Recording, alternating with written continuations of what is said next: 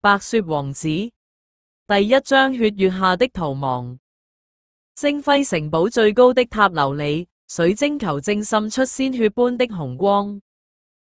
國王攢緊雙嵌黑曜石的權杖，指節泛白，那個怪物必須死在黎明之前。地牢最深處的囚室，16歲的王子攢着破碎的鏡片，鏡中倒影讓他渾身發抖，左眼虹膜裏游動的星芒與出生時預言水晶顯現的圖案如出一轍。鐵門轟然開啟時，是衛長雷恩的銀甲沾滿同僚的血。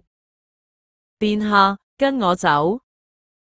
他斬斷鐐銬的手在顫抖。東側密道通往詛咒森林，那裏有爆炸聲震碎地牢穹頂，黑巫師枯枝般的手指從煙塵中伸出。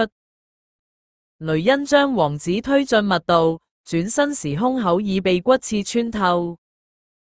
記住，他咳着血沫將佩劍塞進王子手中，活着才有真相。王子在腐臭的密道狂奔。掌心雷恩的血與劍柄的花紋融為一體。當他跌出密道時，月光正將整片森林染成血紅，手腕的傷口滴落在地，毒藤如活物般退避三舍。第二章七重殘缺。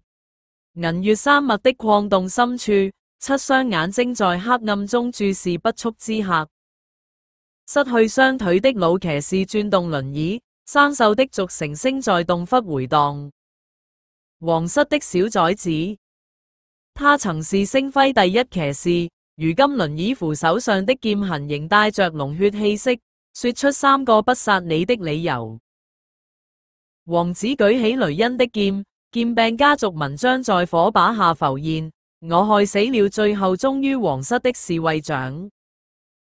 他撫摸左眼星芒。這眼睛看過父親親手嚇死我的白鴉，染血的衣袖滑落，露出密道毒藤留下的傷痕。現在連森林都想吞噬我。女煉金師突然抽搐，她過度敏感的鼻子嗅到王子血中的異香。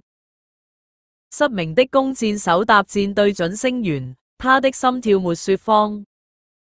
當王子碰到老騎士萎縮的雙腿時，星芒突然流轉，眾人驚愕地看着萎縮的肌肉微微抽動，而王子額頭滲出細汗。他短暫獲得了老騎士20年前的劍術記憶。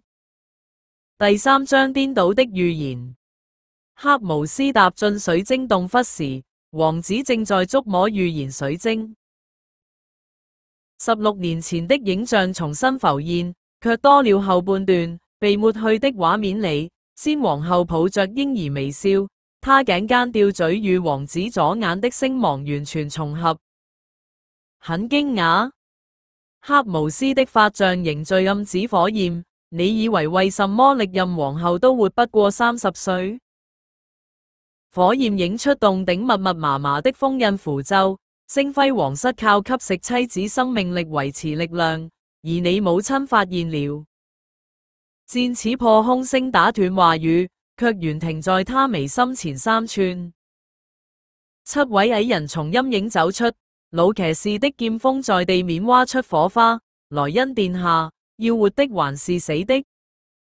王子按住水晶，完整預言傾瀉而出。他轉身時，左眼的星芒已蔓延至整個虹膜。母親用生命在我血脈裏種下破除詛咒的種子。銀月山脈突然震動，歷代被吞噬的皇后靈魂從水晶湧出，該償還罪孽了，父親。星輝城堡的王座之上，國王突然捂住劇痛的胸口。窗外，16年未現的銀河橫貫夜空，每顆星辰都閃爍着熟悉的星芒。